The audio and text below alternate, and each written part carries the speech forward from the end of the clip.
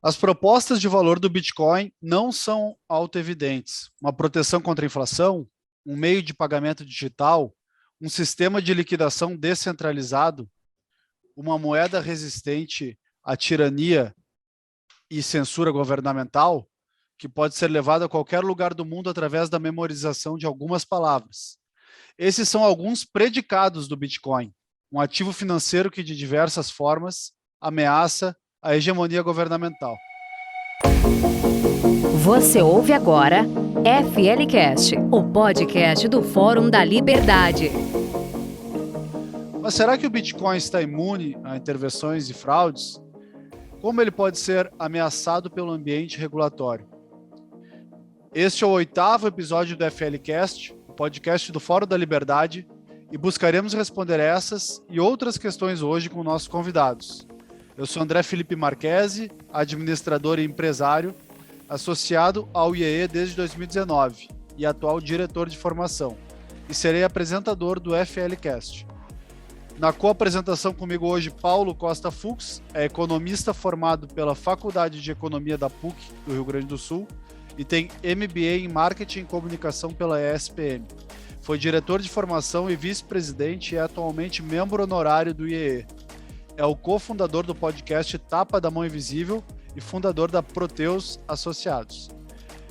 Karen Duque é Head of Public Policy na Bitso, é bacharel em Gestão da Comunicação e pós-graduada em Relações Internacionais.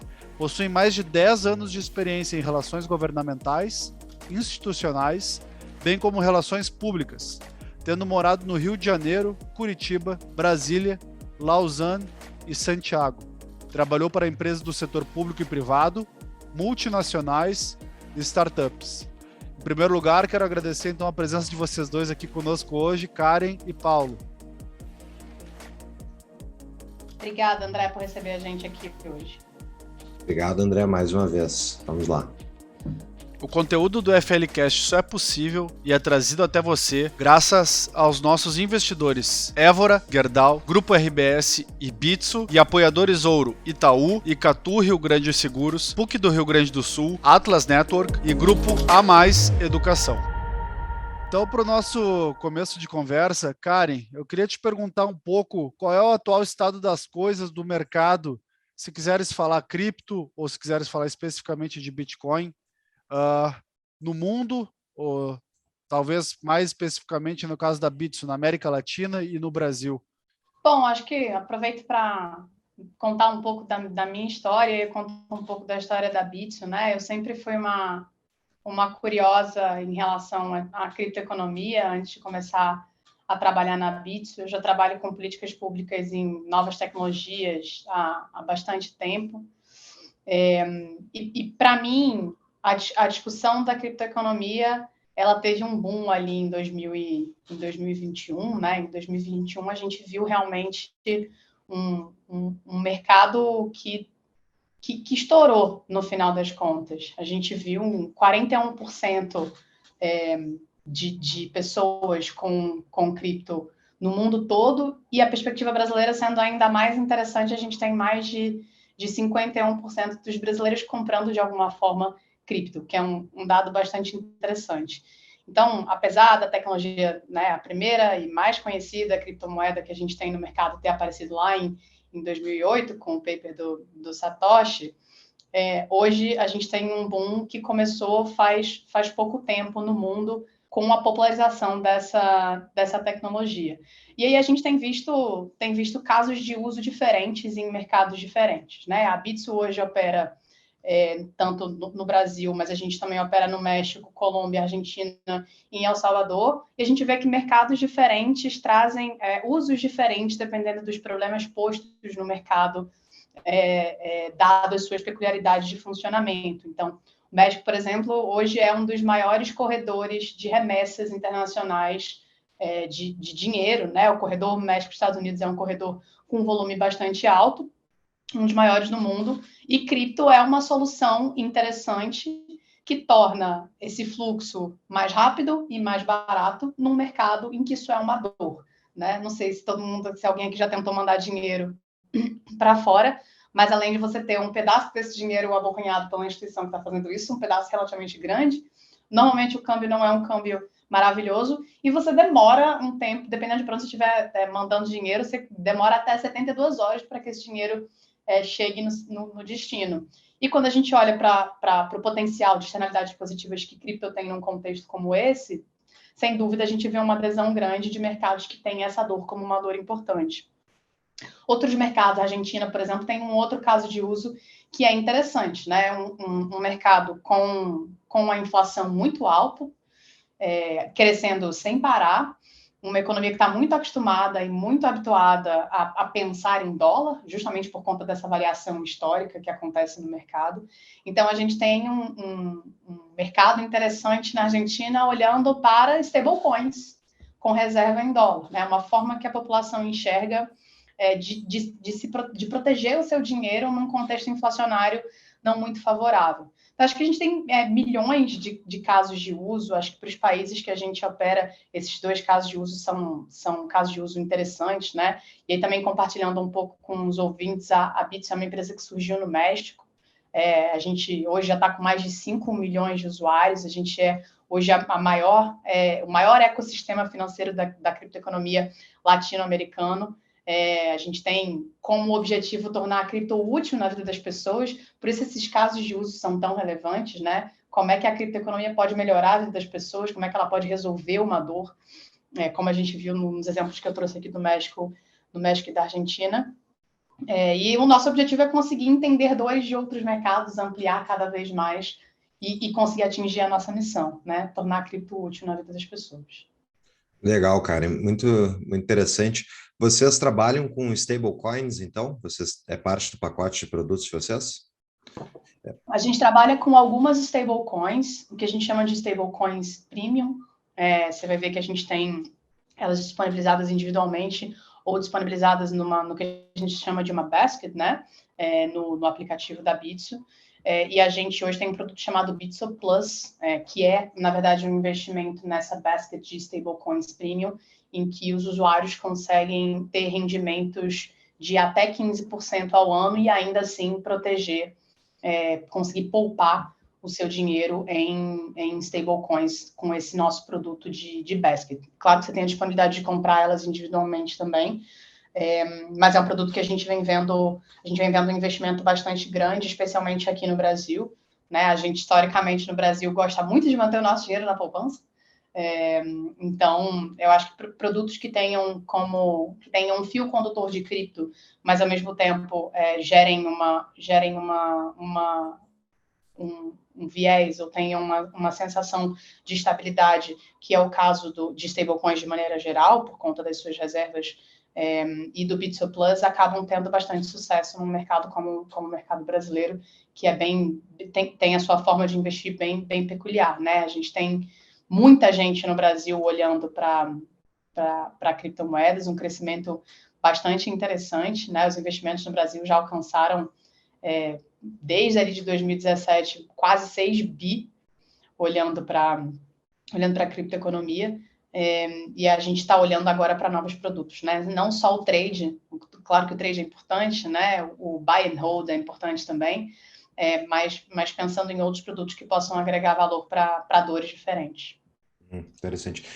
Essa questão do rendimento aí deu uma grande polêmica recentemente em relação às stablecoins, né? Quando implodiu a Celsius e teve a Voyager também, que, bom, pediram um concordata, inclusive, nos Estados Unidos. Elas também era uma supostamente stablecoins, né? Mas elas não, quer dizer, não a Celsius, acho que a Voyager era, e tinha outra que também naufragou um tempo atrás.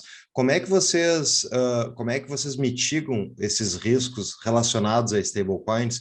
Por exemplo, a maior de todas, que é a Tether, ela sofre diretamente ataque todo santo dia na mídia de que ela não tem reservas em quantidade suficiente para o quanto ela tem de expansão da base dela de usuários. Como é que vocês mitigam esses riscos?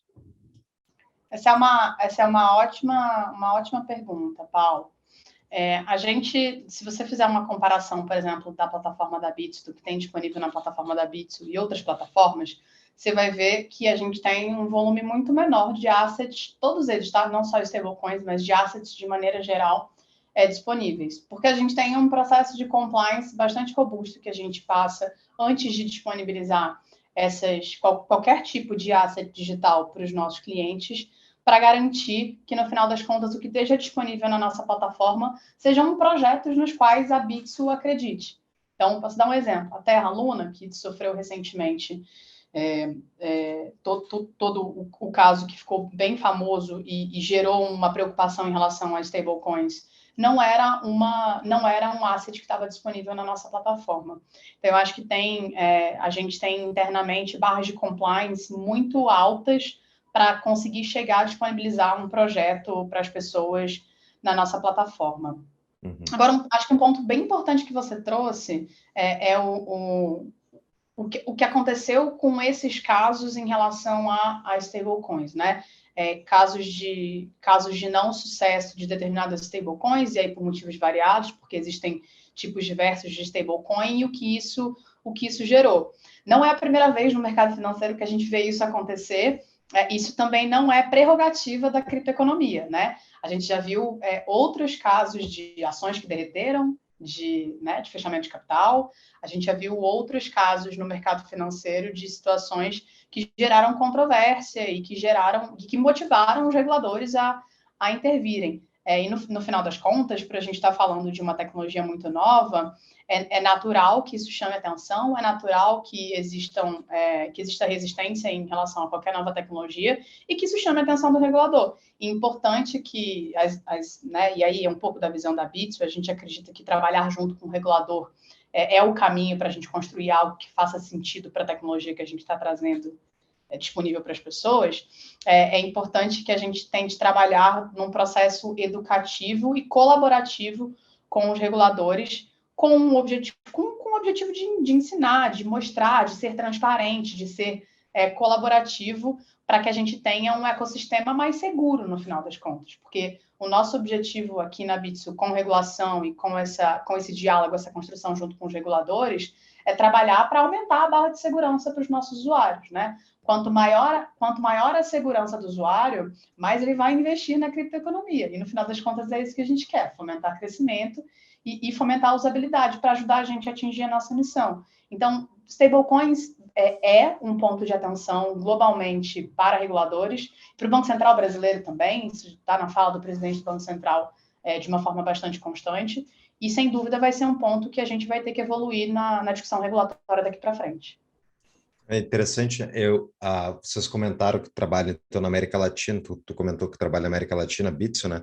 E aqui na América Latina, especialmente nesses países menores, tipo El Salvador, que tu citaste, é exatamente o caso deles terem muitas dessas remittances, eu não lembro qual é a tradução do termo, mas podia explicar para os nossos ouvintes aí como é que funciona isso, por que isso é importante, como é que tem funcionado?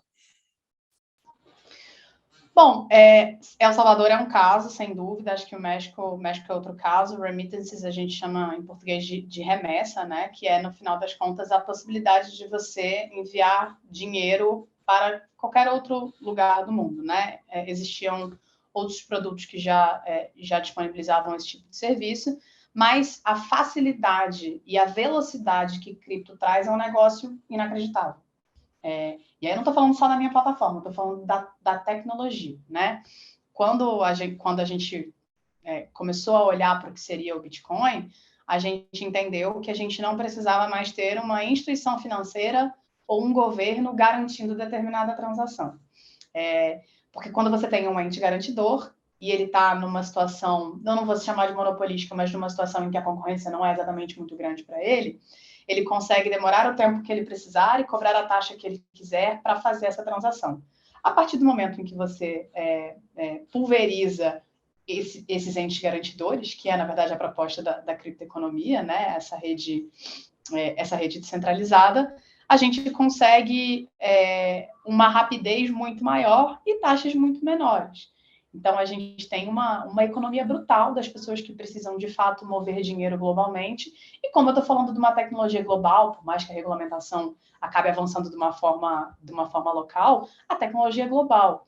Então, no final das contas, eu acabo entregando muito mais velocidade, um custo muito menor e conseguindo mover dinheiro com muito mais rapidez. No final das contas, acho que o exemplo do México é sempre um exemplo que vem muito na nossa cabeça, né? Mas você tem uma comunidade muito grande de mexicanos trabalhando nos Estados Unidos.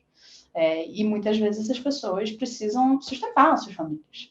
E elas acabam enviando e recebendo dinheiro de uma forma que elas paguem menos, de uma forma que seja mais rápido e mais eficiente para suas famílias no México. Tem algumas outras comunidades que eu acho que são bem interessantes também.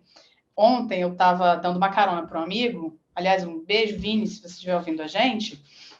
O Vini é tradutor.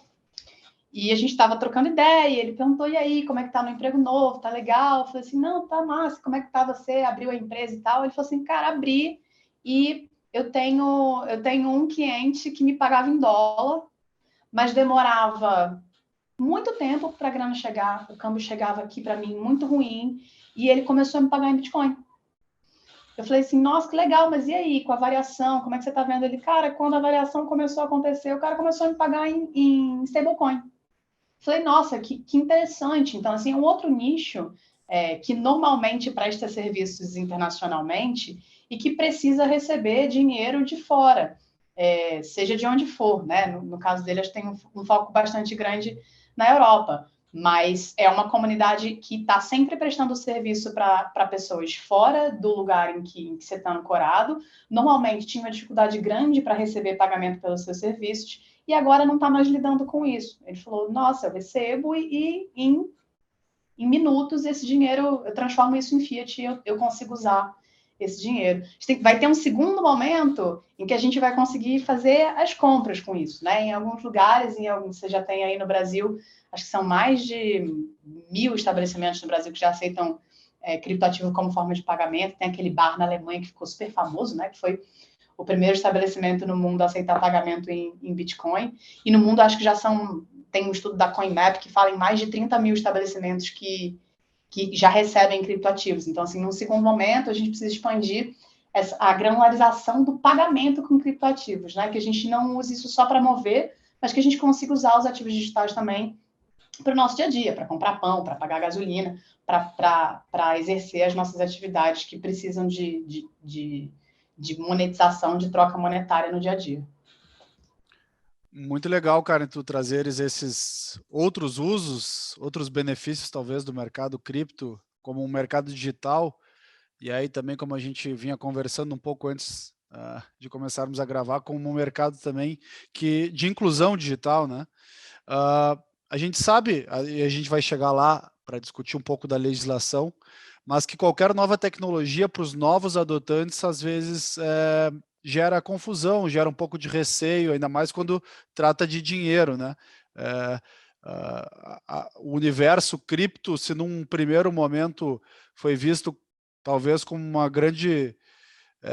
grande cassino, uma forma de talvez aposta ou especulação, hoje uma visão muito mais centrada, por exemplo, na usabilidade, nos benefícios, como você trouxe, pode ser usado para transações internacionais. E aí minha pergunta vai nesse sentido.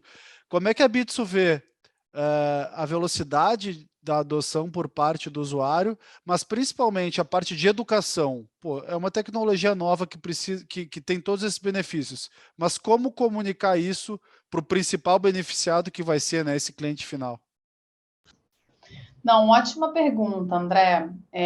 Educação é um dos pilares mais importantes para a gente conseguir ampliar e massificar o uso da tecnologia. Eu gosto sempre de fazer uma comparação com o surgimento de outras tecnologias, para a gente entender também que cripto não é um bicho de 7 cabeças, né? Quando a internet surgiu, o parlamento americano aprovou o CDA, né? O Communication Decency Act, que é o ato da decência das comunicações. Porque quando a internet se tornou uma tecnologia amplamente comercial, a sociedade tinha medo de que a internet fosse se tornar um grande apanhado de pornografia e de pedofilia.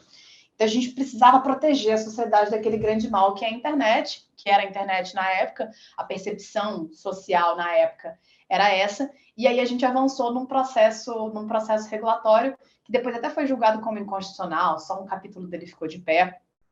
Mas o medo moveu a regulação naquele momento. E o medo impedia ou travava as pessoas de conseguirem entender ou explorar todo o potencial de externalidades positivas que a internet trazia para a gente. Hoje em dia, ninguém vive sem internet, ninguém faz absolutamente nada sem internet. A internet cai, a gente não sabe nem o que fazer em casa. Isso aconteceu, enfim, há não muitos anos atrás, aconteceu na década de 90. Outra tecnologia que eu também faço uma comparação que eu acho que é interessante. Ride hailing, né? Quando o Uber chegou no Brasil, a gente dizia o quê? Vou entrar no carro de um estranho, não sei quem é o cara, não sei quem é esse cara, como é que eu vou entrar no carro dele? Hoje em dia ninguém vive sem, e a gente viveu um movimento muito parecido, né? A gente viveu um movimento de medo, no caso específico de ride hailing, a gente viveu um movimento até bastante violento fisicamente, né? Entre a comunidade de taxistas e a comunidade de motoristas de Uber. E a gente precisou avançar num processo regulatório, mais uma vez, porque gerou-se medo sobre uma tecnologia nova que surgia, a gente não entendia. Então, não tem nada de diferente do que a gente está vivendo agora, né? Eu acho que teve uma associação que não é justa, mas ela, enfim, aconteceu, foi lá em 2011 e 2012, na época do Wikileaks, né, que a gente teve todo aquele vazamento de documentos confidenciais do governo, e o pedido de resgate, ele era feito em Bitcoin. Então, aqui eu comecei o processo de marginalização da tecnologia, e teve um segundo momento que foi o caso do Silk Road, que também ficou muito famoso, né, aquele site que era um marketplace da Deep Web, para venda de drogas ilícitas e gerou bilhões de dólares de venda e os pagamentos eram todos também feitos via Bitcoin. Então, esse processo acaba marginalizando a tecnologia. O fato é que a tecnologia nasce pura, né? O viés da tecnologia vem da gente. Qualquer tecnologia, no final das contas. Então, é importante que a gente não demonize a tecnologia, porque ela tem milhões de vantagens, inúmeras externalidades positivas, mas para que a gente olhe para que camada dela a gente vai precisar prestar atenção. Então, a gente vai precisar prestar atenção para os comportamentos de uso dessa tecnologia. Então, vamos entender os padrões do comportamento de uso. A gente vai precisar olhar e prestar atenção para os intermediários dessa tecnologia. Então, vamos olhar para os intermediários, entender o que eles estão fazendo do ponto de vista de segurança. Mas a tecnologia em si, ela vai gerar um desconforto social, assim como qualquer nova tecnologia gera um desconforto social, e ela vai motivar avanços regulatórios, no final das contas, que já está acontecendo. Mas esse processo ele é natural, né? Eu acho que assim como a gente não vive sem internet, assim como hoje a maioria das pessoas não vive sem ride sharing, eu acho que daqui a algum tempo a gente não vai nem saber como é que a gente em algum momento viveu sem a criptoeconomia na nossa vida. A gente já não usa dinheiro físico há muito tempo, né? É uma virada de chave que a gente vai acabar fazendo. É natural, na minha visão, que a gente faça essa virada de chave. É interessante, eu gostei dos teus exemplos, Karen. Eu, pelo podcast que eu apresento, que é o Tapa da Mão Invisível, um podcast com um viés bem libertário, e todos os exemplos que tu deu, seja o Uber, o Wikileaks ou o Silk Road, os três fizeram coisas que não eram permitidas pelas leis vigentes, né? Ao meu ver, os três sem problema nenhum, não tem nenhum problema, crime sem vítima, o Wikileaks expôs crime de guerra dos Estados Unidos e companhia, e o Uber disruptou os táxis, que é uma prerrogativa que o Estado tinha se adonado e proibido outras partes de fazer. Então, o grande perdedor nessas coisas, na verdade, perdedor especificamente no caso do Uber, talvez tenha sido os táxis ali, que o Estado, mas o Estado ainda continua vendendo licenças de táxi, mas o Estado era o grande oponente da questão. Quando a gente fala disso, que você está falando aí, de, o futuro a gente não vai lembrar, amém, tomara que esteja certo que a gente não vai lembrar nunca mais como é que era horrível esse sistema Fiat. Mas o sistema Fiat, que é de moedas fiduciárias, são as moedas que o Estado determina que a gente tem que usar e ele controla a emissão de forma monopolística, o Estado pode ser o grande perdedor de uma criptoeconomia ativa, num padrão de reserva global que é Bitcoin, por exemplo, porque eles vão perder a capacidade de inflar a moeda, de gerar inflação, custear gastos do governo, manipular a política monetária. Então, tudo isso pode acontecer. Então, como é que tu enxerga, no sentido macro, esse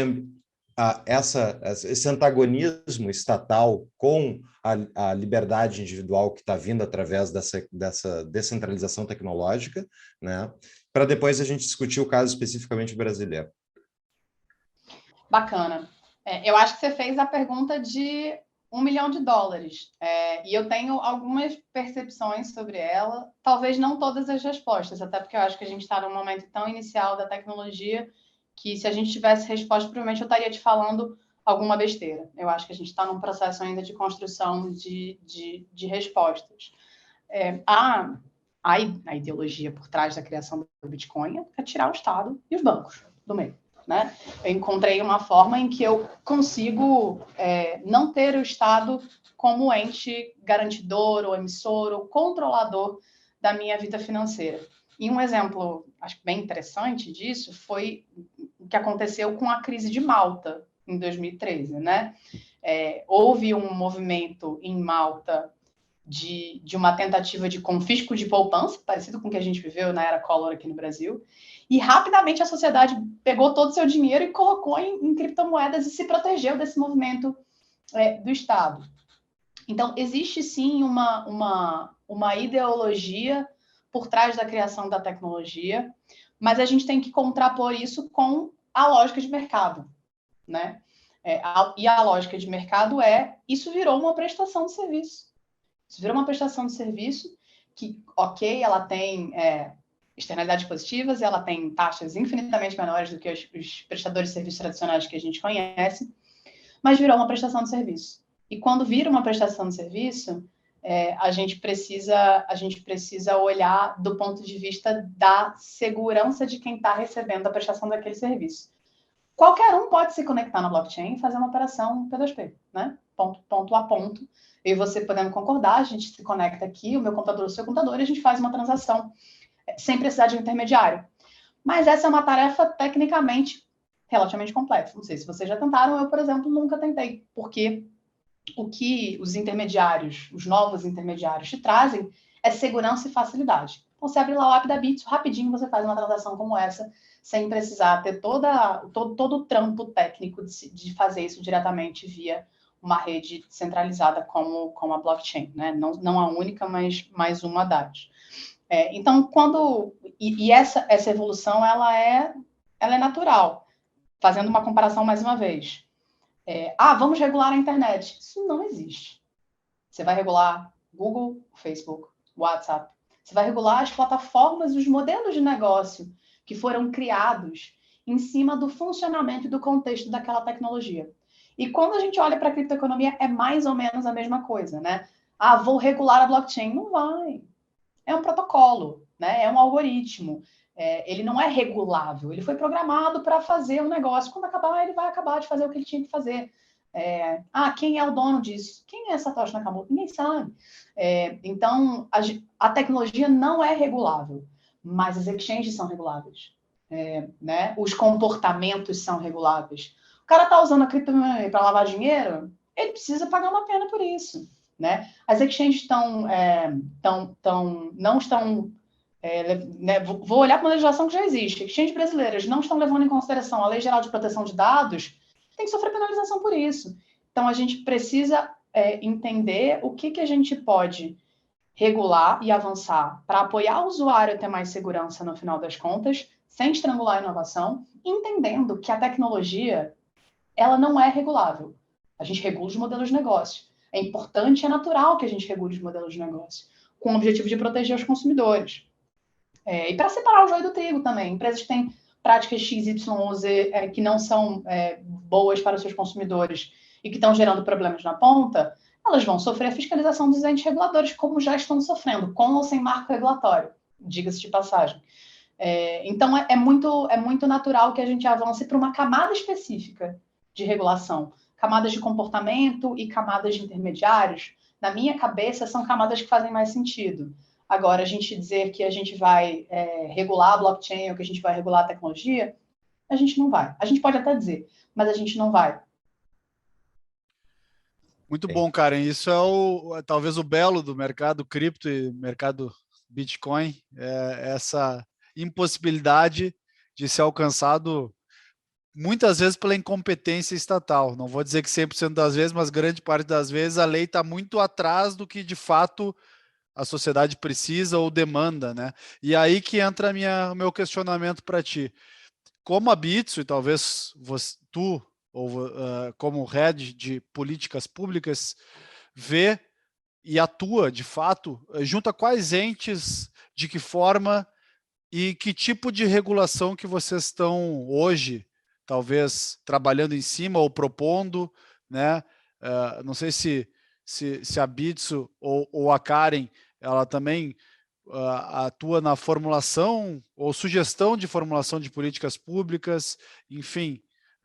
Queria que tu contasse para nós um pouquinho mais sobre isso. Legal. Bom, a gente tem hoje no Brasil um projeto de lei que está bem avançado, né? Que é o PL 4401 de 2021. Ele está ali aos 45 do segundo tempo. Arrisco dizer que ele não foi aprovado agora antes do recesso parlamentar, simplesmente por uma falta de tempo do parlamento de avançar com a agenda que tinha estabelecido, e aí tinham outras prioridades naquele momento que entraram no topo da lista do parlamento, e cripto acabou ficando para um segundo momento. Mas hoje, boa parte dos nossos esforços estão concentrados em construir junto ao parlamento o que vai ser esse projeto de lei, que no final das contas é só a ponta do iceberg do que a gente vai fazer do ponto de vista de construção de políticas públicas e de regulação para a criptoeconomia, né? O Banco Central hoje também é um ente super relevante, e diga-se de passagem, o Banco Central brasileiro é um dos mais elogiados internacionalmente, ele sempre ganha um prêmio, estão ali entre os melhores bancos centrais do mundo, eles estão muito antenados no tema, e eles, de fato, devem, tudo indica que, não vou dizer 100%, mas a gente pode falar depois que isso acontecer, a gente troca figurinha de novo para ver se foi ou não foi, mas tudo indica que eles serão o ente regulamentador da lei que deve ser aprovada no Congresso. E aí você vai ter um processo bastante intenso de abertura de consultas públicas, né, de participação, de sugestões, tanto diretamente das empresas, e a Bitso já faz isso hoje em outros contextos, né? Posso dar um exemplo, também são informações públicas. O Banco Central abriu uma consulta pública para a modernização da lei de câmbio, né, que é um dos pontos que a gente estava falando aqui sobre remessas. Hoje, o sistema do Banco Central ele só enxerga o SWIFT. Então, em teoria, eu não consigo, efetivamente, sem ter um parceiro, fazer câmbio diretamente via cripto. Então, a gente tenta contribuir sempre trazendo sugestões para que haja um aprimoramento desse tipo de legislação no contexto de consultas públicas do Banco Central. A gente faz isso individualmente como empresa, mas a gente também faz parte de alguns entes associativos no Brasil, e a gente trabalha para que essas associações também façam sugestões que aí não são sugestões da Bitso, né? São sugestões importantes para o setor como um todo, setor financeiro ou setor de criptoeconomia, para colaborar com a construção que o Banco Central já vem fazendo, seja de forma tangencial em outras discussões, e que vai fazer de forma direta, uma vez que a gente tenha o projeto de lei aprovado. Entrando um pouquinho no mérito do projeto de lei, ele é um projeto de lei principiológico, o que é importante, isso foi amplamente discutido com o parlamento, entender que nesse momento a gente precisa de um projeto de lei que não afogue a tecnologia antes mesmo dela mostrar o seu total potencial. Então, é um projeto de lei que traz princípios importantes, princípios de conheça o seu consumidor, que a gente chama de KYC, e também princípios anti-lavagem de dinheiro, que a gente chama de AML, que vão ser usados como base para o Banco Central, como um guarda-chuva inicial, para que o Banco Central depois seja um pouco mais granular e aí estabeleça de forma um pouco mais clara o que vão ser essas regras. Então, a gente vê com excelentes olhos, na verdade, comparando o que existe em outros países. Se eu não estou muito enganada, a Espanha tem uma estrutura bem avançada do ponto de vista de discussão regulatória no contexto de criptoeconomia. A gente tem o MiCA na União Europeia, que também é um marco regulatório que está avançando, mas também ainda não foi finalizado.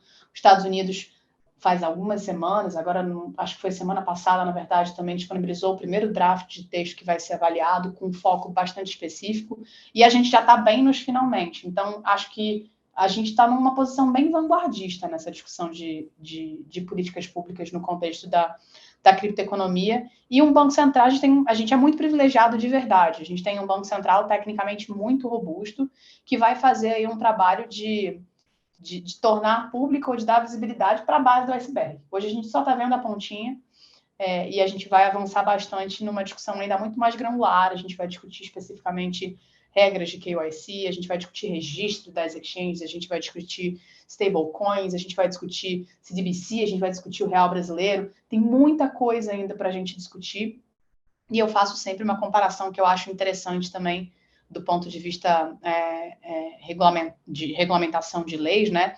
Pensando num contexto da LGPD, que veio em 2018, a gente hoje ainda tem consultas públicas abertas da ANPD, da Agência Nacional de Proteção de Dados, para regulamentar uma lei de 4 anos atrás. Então, o processo de regulamentação, ele é um processo lento, porque ele envolve a discussão, ele envolve a publicação de uma minuta, né? Ele envolve a digestão das contribuições que vão ser feitas, ele envolve estudos de impacto. Então, a gente ainda vai ter tem um caminho bastante longo para a gente trilhar ainda nesse processo de regulamentação da criptoeconomia aqui no Brasil. E mais uma vez, acho que a gente está indo num caminho aqui de olhar para 2 camadas certas.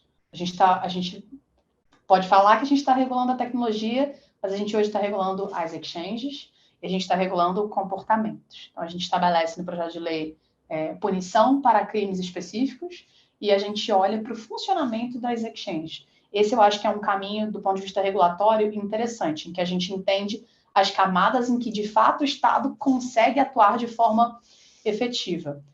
Quando a gente olha para países pouco democráticos, normalmente, o que você tem? Você tem a proibição.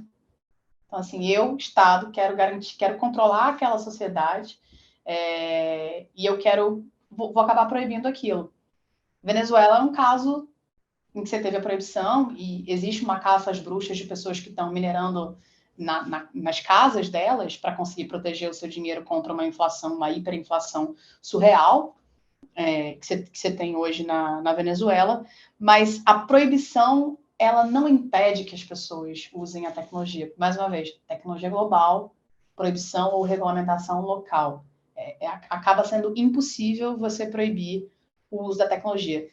E um Estado inteligente, e aí eu acho que a gente está fazendo um bom trabalho aqui, o Estado inteligente entende que ele não consegue proibir. E se ele não consegue proibir, ele precisa entender o que ele vai fazer para tornar aquilo mais seguro, para proteger a sociedade dele. Essa é, né, a função garantidora do Estado de proteção da sua sociedade. Se ele tem o objetivo de proteger a sua sociedade, ele precisa entender onde ele vai atuar. Acho que aqui a gente entendeu onde a gente pode atuar de uma forma eficiente. Interessante, cara. Eu tenho muitas dúvidas sobre esse projeto e sobre a regulação. Eu tenho uma discordância muito grande quando falo que o Banco Central é bom, absurdamente, porque o Banco Central, para quem não sabe, é que provoca a inflação que a gente está pagando a conta hoje. Eles são os responsáveis pela expansão da base monetária, que gera a carestia, não só no Brasil. Bancos centrais do mundo todo estão fazendo, e o mundo inteiro hoje tem países com endividamento acima de 100% do PIB, e quem permite isso e permite que o Estado faça esse endividamento da sociedade é o Banco Central. Mas eu entendo o teu ponto de que o Banco Central brasileiro realmente ele tem um corpo técnico que demonstra várias vezes que tem algum conhecimento, mas eu tenho muito medo de qualquer coisa que vem por parte do Estado brasileiro e da elite burocrática brasileira, que adora regular tudo e botar tudo em Brasília para eles controlarem, porque é bem o que tu falou, regulação local, mas a gente tem uma competição global da tecnologia que está fora do controle do Banco Central. E daí essa é a questão, se regula demais, tu toca as pessoas para informalidade e toca elas para, enfim, para fazer escondido. Por outro lado, hoje não tem uma regulação específica e está funcionando. As pessoas estão comprando Bitcoin, vendendo. tem gente que usa o pretexto do Bitcoin ou de outra cripto para fazer pirâmide e tal. Mas, tipo, isso é fraude, isso já está previsto no Código Penal, não precisa de nenhuma legislação. Se o cara está prometendo gato por lebre, o Estado já poderia agir, não precisa de uma regulação específica. Então, a minha dúvida é, qual é a regulação específica que o Banco Central e a companhia estão imaginando para ir para cima do usuário? Porque as corretoras têm CNPJ, vai ser regulado, faz parte do jogo. Agora, como é que eles vão tentar controlar o uso individual P2P das pessoas, né? Esse é o grande receio de quem é, por exemplo, um cara que gosta tanto de Bitcoin que nem eu. Eu tenho muito medo do real digital, das CBDCs, porque CBDC, a moeda centrais de bancos centrais, né? Não, moeda é digital Moeda bank, digital, é moedas moeda digitais digital de de Banco bancos Central. centrais, exato. Na China, por exemplo, eles usam para fazer crédito social, a CBDC. Então, eu tenho muito medo de CBDC e deles tentarem cortar o resto. Mas é que nem tu falou, né? Está fora do controle deles. Então, a minha dúvida é, como é que está vindo nessa regulação o controle do P2P, do usuário, pessoa física que quer transacionar hoje em Bitcoin ou qualquer outra cripto? Ótimo ponto, Paulo. Na minha cabeça, o Banco Central e a regulamentação não estão olhando para a base tecnológica. Então, eles não estão olhando para P2P. Eles estão olhando para as corretoras, para as exchanges e para comportamento. É o que você falou, está previsto no Código Penal. O cara, né, cometeu um ilícito, a gente vai ter, a gente vai avançar para penalizá-lo por esse comportamento. O que eu imagino que seja feito, e aí eu acho que é interessante, é que a gente avance num processo de registro das exchanges e de conhecimento, o que o pessoal de compliance chama de Know Your VASP, né? Conheça a sua corretora. Saiba se ela é uma corretora que, de fato, opera com regras estabelecidas de conheça o seu consumidor e anti-lavagem de dinheiro, se ela não é. Mas, efetivamente, o foco vai ser muito nesse intermediário, né? No intermediário financeiro, que são as corretoras. Imagino que não seja possível em lugar nenhum do mundo, isso não é uma especificidade brasileira, não seja possível em lugar nenhum do mundo a gente proibir ou coibir as operações P2P. É claro que eu acho que existe um ponto que o Estado ainda não se atentou, e ele vai se atentar em algum momento, e eu acho que é bom, que é o fato da gente estar falando de sistemas públicos e auditáveis. Quando o Estado entender que ele consegue olhar para a blockchain como uma forma de fiscalizar, ele vai ser assim, explosão de cabeça, ele vai virar a chave, vai começar a estudar isso e vai entender que é muito mais fácil ele fiscalizar uma operação que aconteceu, que tem um rastro, que tem um registro, que está pública para todo mundo, que a blockchain é pública, do que ele fiscalizar se eu tirei uma nota de R$10 e entreguei para você. E o que você fez com isso? No momento em que essa chave virar, eu acho que o Estado vai olhar para a atividade entendendo que ele consegue fiscalizar melhor tipos penais, lavagem de dinheiro, evasão de divisa, esse tipo de coisa. Quando ele virar essa chavinha, ele vai entender que a tecnologia, na verdade, é uma aliada. Ela é complexa, ela é tecnicamente tensa, mas ela pode ser uma aliada do ponto de vista de fiscalização de ilícitos. Então, eu não enxergo como, a não ser uma proibição e uma caça às bruxas. O que eu particularmente não vejo acontecendo no Brasil, vejo acontecendo em países pouco democráticos, como a China, como a Venezuela, como alguns países africanos que também proibiram a tecnologia. Não vejo isso acontecendo no Brasil, mas vejo um avanço para um outro lado, um avanço de entendimento, de compreensão do que eu posso fazer com a tecnologia. Eu sempre faço comparação com internet, porque eu também vim de lá, eu trabalhei no Google por 3 anos e eu vivi um pouco das dores do ente público tentando entender o que fazer, como usar a tecnologia como aliada. O ente público é natural que ele tenha um ritmo diferente de avanço e de compreensão da tecnologia. Então, qual era a dificuldade de Ministério Público, de Ministério da Justiça, de polícias com a internet? Acreditava-se que existia um anonimato. E o que as empresas de internet falam assim? Não existe anonimato na rede. Tudo que você faz deixa um rastro. Se você entender como é que você vai buscar esse rastro, como é que você vai seguir esse rastro, você vai conseguir identificar quem está, de fato, atuando de uma forma que você precise coibir no contexto da internet. E eu tenho a sensação que a gente vai viver a mesma coisa. Em algum momento, as polícias e os entes fiscalizadores vão virar essa chave, vão olhar para essa tecnologia, vão entender, vão estudar e vão passar a usá-la como uma aliada. A blockchain é um negócio fantástico para registro público de absolutamente qualquer coisa.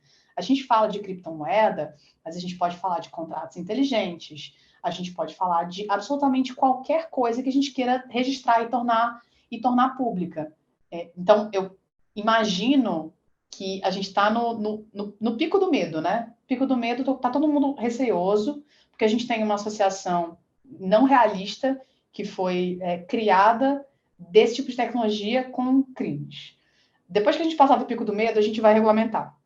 A gente vai regulamentar, a gente vai gerar a sensação de segurança nas pessoas. E a gente vai começar a usar mais. Quando a gente começar a usar mais, o Estado é forçado a entender o que está acontecendo. E aí, com essa forçação, o Estado começa a estudar e começa a entender como é que ele joga junto com a tecnologia. Porque ele não consegue jogar contra. Não só contra essa, mas contra qualquer tecnologia. Acho que essa é uma das belezas da tecnologia, né? Ela tem as coisas interessantes, né? Todas as externalidades positivas que elas podem trazer para a gente, mas uma das belezas é que você não consegue impedir o avanço dela, de forma nenhuma. Até quando você proíbe, você gera curiosidade, as pessoas vão lá tentar ver o que é aquilo ali. Então, do ponto de vista social e do ponto de vista regulatório, a gente não consegue proibir o avanço de tecnologias. A gente consegue entender quais são os potenciais danos que ela vai causar, que ela pode causar, e olhar para aquilo de uma forma a tentar diminuir esses danos. Eu acho que é isso, é mitigação de dano. Bem, Karen, perfeito, então. Eu quero aqui para a gente...